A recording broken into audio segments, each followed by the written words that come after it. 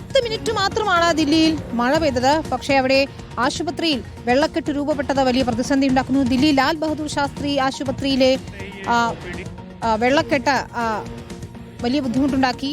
ആശുപത്രിയുടെ ചികിത്സ തന്നെ അവതാളത്തിലായിരിക്കുകയാണ്. രാജ്യതലസ്ഥാനത്തെ സർക്കാർ ആശുപത്രിയുടെ ദുരവസ്ഥയിൽ പ്രതിഷേധവുമായി AAP രംഗത്തെത്തി. മുഖ്യമന്ത്രിയുടെ അഴിമതിയുടെ ആഘാതമാണ് ഇതിന് പിന്നിലെന്നാണ് വിമർശനം. YS അഭിനന്ദാണ് ചെയ്തത്. അഭിനന്ദ്, രോഗികൾ ഉൾപ്പെടെ കൂട്ടിരിപ്പുകാർ ഉൾപ്പെടെ വെള്ളത്തിലൂടെ നടന്ന് നീങ്ങുന്നതൊക്കെയാണ് നമ്മൾ കാണുന്നത്. അവിടുത്തെ ബേസ്മെന്റിന്റെ ചില വിഷ്വൽസ് ഒക്കെ പുറത്തു വരുന്നുണ്ടായിരുന്നു. വാഹനങ്ങൾ വരെ വെള്ളത്തിൽ മുങ്ങി നിൽക്കുന്ന ഒരു അവസ്ഥ കാണാൻ കഴിയുമായിരുന്നു. പിന്നീട് രാജ്യതലസ്ഥാനത്താണ് ഇത്ര വലിയൊരു ദുരവസ്ഥ എന്നതാണ് ഏറ്റവും പ്രധാനപ്പെട്ട കാര്യം.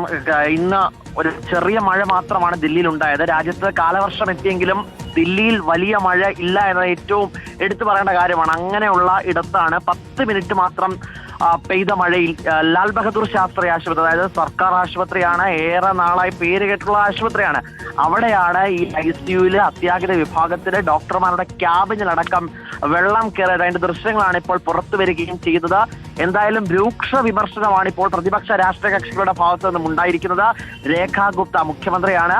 ദില്ലി സർക്കാരിന്റെയും ഒപ്പം തന്നെ BJPയുടെയും അഴിമതിയുടെ ആഘാതമാണ് ഇപ്പോൾ ഉണ്ടായതെന്നും ഇപ്പോൾ എന്തായാലും പ്രതിപക്ഷ രാഷ്ട്രീയ കക്ഷികൾ ആം ആദ്മി പാർട്ടി അടക്കം വ്യക്തമാക്കുന്നുണ്ട്. 10 മിനിറ്റ് മാത്രം നീണ്ട മഴയിലാണ് രോഗികളെ വലിയ രീതിയിൽ ദുരിതം വിതച്ചുകൊണ്ട് ഇത്തരത്തിൽ വെള്ളം അത് ആശുപത്രിക്കകത്തേക്ക് പോലും കയറുന്ന സാഹചര്യം ഉണ്ടായത്.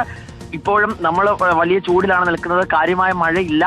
10 മിനിറ്റ് മാത്രമുണ്ടായ മഴയിൽ ഇത്ര വലിയ ഒരു പ്രതിസന്ധി ഉണ്ടായത് എങ്ങനെയെന്നുള്ള ചോദ്യമാണ് കോൺഗ്രസ്, ആം ആദ്മി പാർട്ടി അടക്കമുള്ളവർ ഉന്നയിക്കുന്നത്. വിനീത. ശരി, YS അഭിനന്ദ വിശദാംശങ്ങൾ നൽകിയായിരുന്നു. കണ്ണൂരിൽ നിന്ന്